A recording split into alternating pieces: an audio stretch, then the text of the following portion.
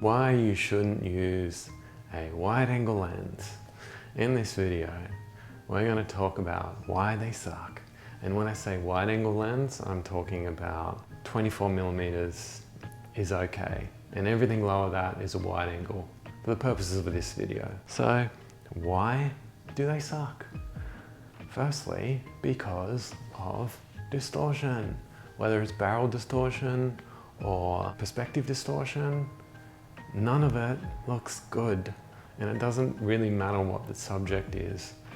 It always makes it look unrealistic in an unflattering way. See, telephoto lenses, they create things not real life, an aesthetic way, because they do the opposite. They compress features and they make the nose look smaller and the face look flatter, whereas with a wide-angle lens, you're basically turning your face into a balloon. So your nose gets round, your face just kind of goes out, your nose gets bigger, your forehead gets longer, especially if you go near the outsides of the frame, but even staying in the middle, especially because we have a tendency with vlogging, which is a common thing that people do on YouTube still today.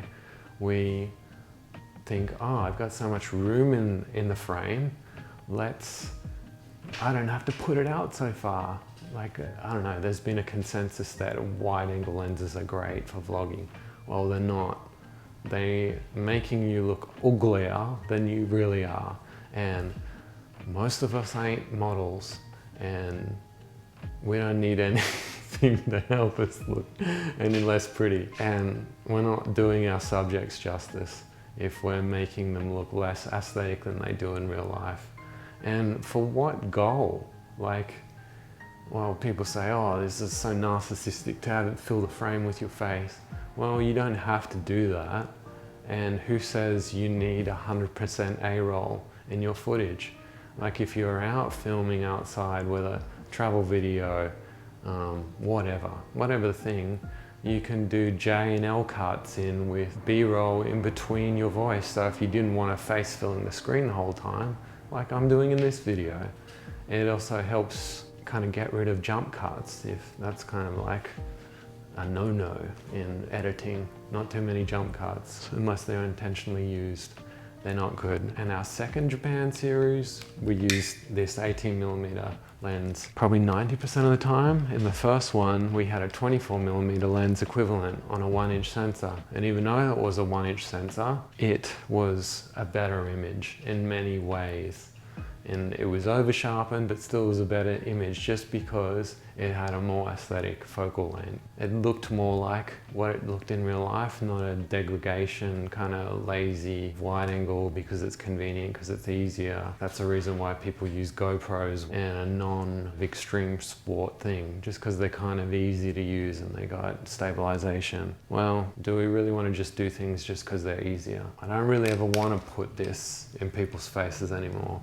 Not like this, at least. Yeah, and I suggest you don't do the same either. I didn't watch too much of Casey Neistat when he was making a lot of videos, but I saw one when he was reviewing GoPro 8 and the CEO was saying, I don't know why you're using those big cameras. We've made this badass like self-capture solution. Actually, GoPros are the worst thing you can vlog with. Apart from the stabilization, you got this awful shutter speeds, and the barrel distortion isn't even corrected on a GoPro, so not great thing.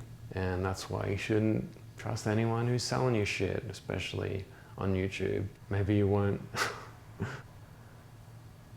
It's funny. You should have seen what I just saw in the bokeh there. It's very funny. Some I lost my train of thought. Yeah, two, back up if you can. Like, even in places where you wouldn't think you could, like maybe shooting inside of a car. Like, there's even suction cup mounts to use 35mm lenses, something a little more aesthetic.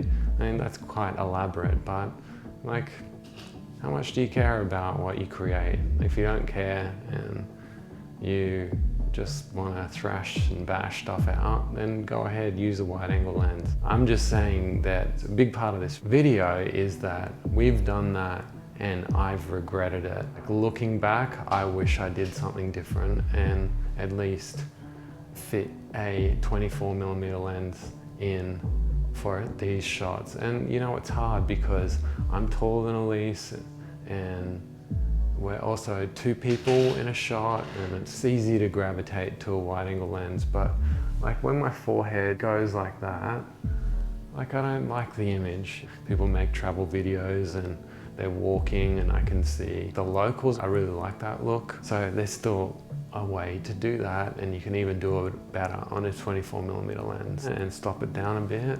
Even interiors like real estate photography, you can use image processing software where you can shoot 35mm, like a grid of 9. And it has a real unique look because you have the framing of a wide angle lens, but it doesn't have the distortion, so it actually looks a lot better. Probably my least favorite type of landscape photography is when half of the frame, you got the horizon in the middle of the frame, and you've just got like a bunch of distorted rocks, and you got this tiny little hill in the background, and you got a little bit of sky. Perhaps being a landscape photographer, you need a wide angle lens, and I like to use them when doing a bit of astrophotography. I want to push the foreground way away, and I'm just trying to get as much sky with a little bit of context to the ground and kind of the bottom of the frame. People say, oh, it's hard to compose with a wide angle lens. Yeah, there's a reason why it is, because they don't make things look aesthetic.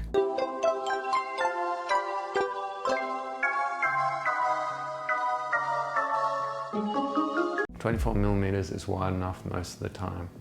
You can do a lot with 24mm, and yeah, there's a little bit of distortion on 24mm, and perhaps you shouldn't put someone right on the edge in 24mm lens, but what I'm saying is it will never look as bad as a wide angle lens. We've had one of the RX cameras before, which I alluded to, and they're now kind of called ZV-1s, they're the more popular ones. And yeah, that 24mm lens is great, and it's got 1.8 aperture. All you need is a very, very light selfie stick, because that camera is so light. And even if you're getting a 30mm image, this really isn't any more discreet than a selfie stick. Everyone's going to be looking at you. Who cares? If you're vlogging, should you care?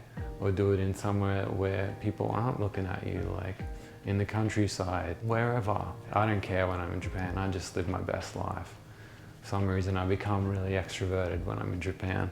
And 24mm on a selfie stick. Camera Conspiracy's done it a couple of times, but he's still fixated on this wide angle thing that needs to happen, maybe because he's lazy. Not throwing shade, love you brother, but that dude could benefit with putting that camera away from his flaring nostrils. Much love to you, Camera Conspiracies, by the way. 5, they have a cheap look. Why? Because GoPros, or the other action cameras, phones, they all have wide angle lenses in them. You don't want a cheap look. And it's just an easy way to not make it look cheap is by not using a wide angle lens. And it's not just about the bokeh. Who cares about bokeh? I'm not even talking about that. Try and use a 24mm and up for your A-roll, or with your photography. I don't have to tell you that, because portrait photographers inherently know this. They would never do this. For some reason, video people think that they can get away with using wide angle lenses on their A-roll. Portrait photographers would just know better and know that that's a big no-no.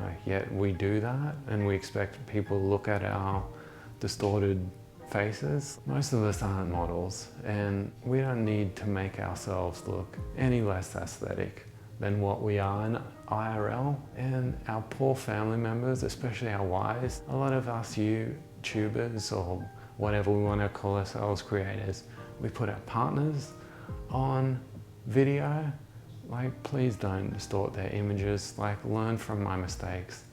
And I feel really bad about it, and I wish I didn't do it out of convenience. Wish I kind of thought a bit more about it. Like, I have been pushing the camera further away, but just use a 24mm. We have great cameras that can compensate for shakes if that's your issue. An exception to this, one of the best directors out there, I can't pronounce his name, on The Revenant, I think he used 12 to 16 millimeter lenses, but he was using a big Arri Alexa, a massive censored camera that has much less barrel distortion and even a little less perspective distortion. And have you seen Leo's face in that film? I know he gets attacked by a bear and he gets pretty fucked up in that film, but even like that face was on every schoolgirl's bedroom when I was growing up, and it even made his face look unaesthetic. I know he's aged a few years since then, haven't we all? Yeah, it just shows you the damage that a wide angle lens can do. So subsequently, since I started this video, Sony has released their 16 to 35 f4, a new lens, and does it solve any of these problems? Well, as you can see in this picture, I love Potato Jet, by the way, but yeah, he's doing all these faux pas that I've done and I've just explained in this video. And this lens doesn't solve any of the problems that I've been talking about. Perhaps it makes it easier to put away from your face, being a bit lighter, and it's sharper in the corners, but that doesn't make any difference. And speaking of being close to the corners, just one last thing I'd like to clarify, and that is a big part of distortion is how far you are away from the sensor, but that's not the complete picture. With a medium and a telephoto lens, you will be cropped out and there will be no distortion at the sides of the lenses, but with a wide angle lens, you won't be cropped out, you'll be distorted. So this thing about it only matters how far away you are from the sensor is not the complete picture.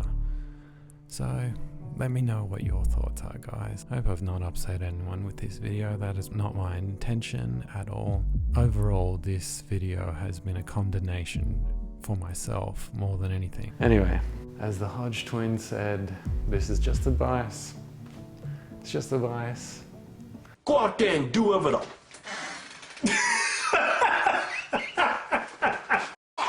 you want to do.